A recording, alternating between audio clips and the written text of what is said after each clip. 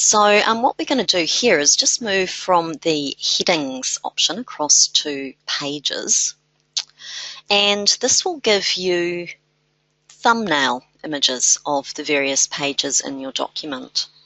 So sometimes you don't necessarily want to navigate by a heading. It's more suitable for your document to navigate by the look of the page.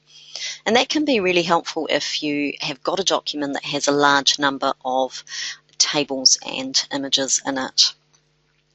So for example, there is a little cyclical model here on page 8 that I used to refer to a lot in my PhD, and I can immediately see by the look of that page that that's where that particular diagram is.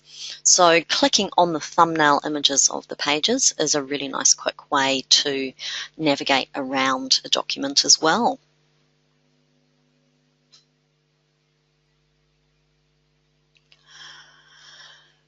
Now, last option before we switch to tip number 2. There is, on the top of the navigation pane, there's a little magnifying glass, a search icon, and there is a little drop down appearing next to that. Now, there are browse by options just down the bottom of this, and they can be really, really helpful if you want to quickly move through a particular type of item in your document. So I'm just going to choose here. I'm interested in browsing by table. So I'm just going to select that now. What it does is it immediately jumps me to the first table in the document. And I can just move through, and it allows me to jump from one table to the next. Now, that's really, really useful if you want to look at formatting consistency across tables, or alternatively, it might be that you are wanting to look at the captions that you've put on each of the tables and wanting to look at consistency on the captions as well. So browse by tables is a nice quick way to jump through tables in a document. And as I mentioned, there are other types of items that you can also use there as well.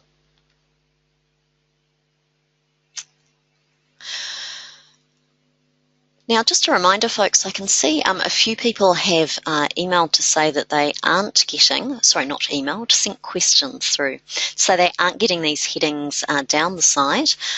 Just a reminder, folks, that you do need to have used styles in your document. So I mentioned that front up, the navigation pane, those heading levels are only going to work if you have used styles in your document. So that was tip 1, navigation pane. Now, the next thing I'd like to talk about is go to. And just to show you this, I'm actually going to jump to the beginning of the document. And go to is actually also available off that little down pointing arrow that I was using before. Now, I am wanting to go to the 4th table in this particular document. And I have a particular purpose to that, which I'll explain shortly. So what I'm going to do is choose Go To off the list, and I'm going to scroll down until I see Table, and I'll enter in number 4. Now that has taken me to what I've requested, which is the 4th table in this document.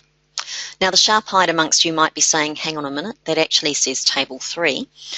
We are going to be correcting that shortly, so just park that thought for now. All will be revealed when we move to captions. Now, the reason I want to jump to this particular table is I want to show you bookmarks, and then I'm going to show you how you can use Go To in connection with those bookmarks. So bookmarks are a really efficient way to make the most of the Go To feature. There's often particular locations in your document that you need to refer to on a regular basis. And for me, this particular table is a really good example of one of those particular locations. So my meta-analysis table was something that I referred to on pretty much a daily basis when I was working on my PhD. So anything that you're constantly coming back to in the document, that's an example of something that you might want to bookmark. Now, to add a bookmark here, I'm going to move to the Insert tab of the ribbon, and bookmarks are just almost halfway-ish on the ribbon. So I'll click on the bookmark option, and I'm going to type in meta-analysis table, and I'll add that in as a bookmark. Just going to check that did. Yes, cool.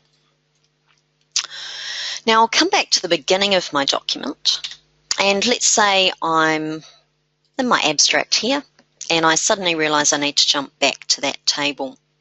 So I'm going to come back to the Go To feature that I've just shown you. There's an option here for bookmark, and you can see that it has identified that one of my bookmarks is my meta-analysis table.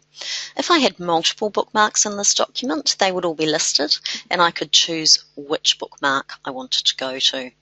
But that's the correct one for this example. I'll click on Go To, and that's immediately jumped me to that particular location of the document.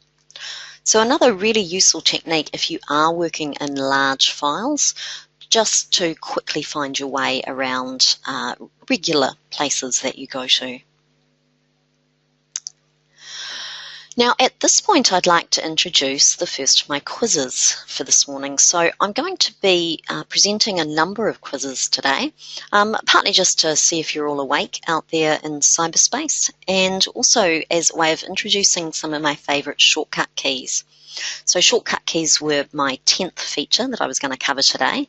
It'd be a bit boring if I covered them all in one go, so we're actually going to present those throughout. Now I'm just going to close this dialog box down, and I'll bring the first poll or quiz up on your screens. So I'll just give everyone a chance to vote. The question for this first quiz is, what key combination allows you to return to previous edits without undoing them? Key part of that question is without undoing them. Have a look at the options, folks. I'll keep quiet for a moment to give you a chance to do that, and then I will share the results and tell you the answer.